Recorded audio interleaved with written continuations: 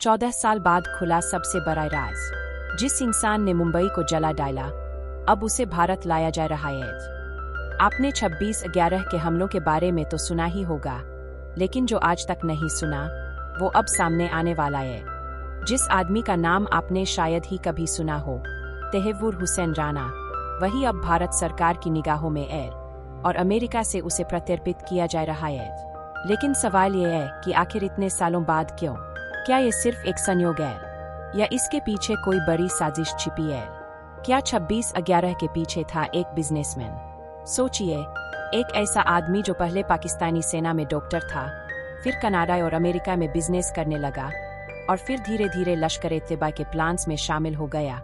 वो भारत पर सबसे बड़े आतंकी हमले का मास्टरमाइंड बन बैठा है। ये कहानी सुनकर ही दिमाग हिल जाता है, लेकिन यह पूरी तरह से दर्ज है। तहेव्वुर राणा ने अमेरिका में अपने दोस्त डेविड कोलमैन हेडली के साथ मिलकर भारत पर सबसे खतरनाक हमला प्लान किया।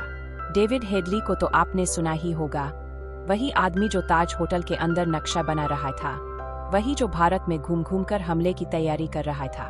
लेकिन क्या आप जानते हैं, उस पूरे मिशन के पीछे पैसों की सप्लाई और लॉजिस्टिक सपोर्ट किसने दिया? तहेव्वुर राणा ने।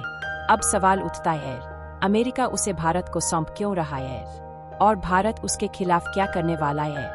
कहानी जो भारत ने कभी नहीं सुनी। जब 2008 में मुंबई में 26/11 का हमला हुआ, तब पूरी दुनिया स्तब्ध रह गई थी। 10 आतंकवादी समुद्र के रास्ते मुंबई में घुसे और उन्होंने अलग अलग 5 जगहों पर हमला किया। Taj Hotel, Oberoi Trident, Chhatrapati Shivaji Terminus, Nariman House, ये सिर्फ नाम नहीं है, ये दर्द की निशानी बन चुके हैं। लेकिन इस हमले की सबसे खौफनाक बात ये थी कि ये सिर्फ ग्राउंड लेवल ऑपरेशन नहीं था, इसके पीछे एक पूरा इंटरनेशनल नेटवर्क काम कर रहा था और तहेव्वुर राणा उस नेटवर्क का हिस्सा था। अमेरिका में बैठकर भारत पर हमला करने की साजिश। क्या तहेव्वुर राणा अकेला नहीं था? तहेव्वुर राणा और डेविड हेडली की दोस्ती सिर्फ कॉलेज की नहीं थी, ये एक एजेंडे पर बनी थी। दोनों पाकिस्तान से जुड़े हुए थे, दोनों ने विदेश में शरण ली और दोनों को एक ही टारगेट मिला, भारत को घुटनों पर लाना। राणा ने अमेरिका में एक इमिग्रेशन सर्विस कंपनी खोली, फर्स्ट वर्ल्ड इमिग्रेशन सर्विसेज। यह कंपनी असल में आतंकी नेटवर्क के लिए एक कवन थी। हेडली इसी कंपनी के नाम पर भारत आया, बिजनेसमैन बनकर, और 6 बार भारत की यात्रा की। 6 बार भारत आकर क्या किया डेविड हेडली ने? उसने ताज होटल में कमरा बुक किया, वहां के सुरक्षा कैमरों को देखा, रूट्स को समझा, यहाँ तक कि पुलिस की गश्त तक का टाइम नोट किया। उसने वीडियो बनाए, तस्वीरें खींची और सारे डेटा पाकिस्तान में लश्कर-ए-तैयबा के कमांडर्स को भेजा। अब जरा सोचिए, एक आदमी भारत में 6 बार आता है, आतंकियों के लिए पूरी स्काउटिंग करता है और उसको अमेरिका से फंडिंग और लॉजिस्टिक सपोर्ट मिलता है। क्या ये एक आदमी का काम हो सकता है? क्या अमेरिका ने जानबूझकर राणा को बचाया था? यह सवाल इसलिए उठता है क्योंकि तहेव्वुर राणा को 2009 में अमेरिका में गिरफ्तार किया गया था, लेकिन भारत ने जब प्रत्यर्पण की मांग की, तब उसे सिर्फ डेविड हेडली की बातों को झूठा बताकर बचा लिया गया। अमेरिका ने कहा कि राणा के खिलाफ पर्याप्त सबूत नहीं है, पर अब कहानी पलट चुकी है। अब क्यों दे रहा है अमेरिका? अब अमेरिका ने तहेव्वुर राणा को भारत को सौंपने का फैसला कर लिया है। एक अमेरिकी कोर्ट ने उसकी प्रत्यर्पण की अनुमति दे दी है और अमेरिकी सरकार ने भी हरी झंडी दिखा दी है। पर सवाल फिर वही, अभी क्यों? 14 साल बाद? कुछ विशेषज्ञ कहते हैं कि ये भारत और अमेरिका के बीच बढ़ते रणनीतिक रिश्तों का असर है। वही कुछ का मानना है कि अमेरिका खुद अब इस बात को मान चुका है कि राणा ने सिर्फ डेविड हेडली को सपोर्ट नहीं किया, बल्कि पूरी साजिश में बराबर का हिस्सा लिया। और इस बार भारत क्या करेगा? सूत्रों के मुताबिक भारत राणा से पूछताछ में लश्कर के नेटवर्क, पाकिस्तान के ISI के लिंक और उन सभी चेहरों का पर्दाफाश करना चाहता है जो आज भी खुले घूम रहे हैं। क्या ये पूछताछ भारत पाक रिश्तों की दिशा बदल देगी? संभव है, क्योंकि अगर राणा ये कबूल कर लेता है कि ISI ने उसे टास्क दिया था, तो पाकिस्तान की सरकार पर सीधा आरोप लगेगा। भारत अंतर्राष्ट्रीय मंचों पर ये केस ले जा सकता है। पर एक और बड़ा सवाल है, क्या राणा सच बोलेगा या फिर उसे भी सफाई से बचा लिया जाएगा? क्या तहेव्वुर राणा की गवाही से पाकिस्तान की सरकार का सच सामने आएगा? अब तक आपने सुना कि तहेव्वुर राणा ने डेविड हेडली की मदद की और अमेरिका ने अब उसे भारत को सौंपने की मंजूरी दे दी है। लेकिन असली खेल अब शुरू होता है।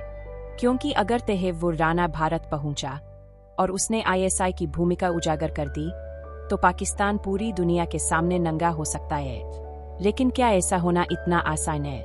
नहीं, क्योंकि पाकिस्तान की इंटर सर्विसेज इंटेलिजेंस आईएसआई कोई आम एजेंसी नहीं है। यह वो संस्था है जिसने दुनिया भर में आतंकियों को ट्रेनिंग दी है, फंडिंग की है और कई देशों की सरकारों को अस्थिर किया है। आईएसआई का हाथ कहा था 26/11 में। भारत की खुफिया रिपोर्ट से अमेरिकी जांच एजेंसियों की रिपोर्ट और खुद डेविड हेडली की गवाही, सभी कहते हैं कि इस पूरे हमले के पीछे सिर्फ लश्कर-ए-तैयबा नहीं था, बल्कि आईएसआई के अफसर खुद शामिल थे। हेडली ने कहा था कि आईएसआई ने उसे ट्रेनिंग दी, मिशन को अप्रूव किया और तहेव्वुर राना के जरिए लॉजिस्टिक प्लानिंग करवाई।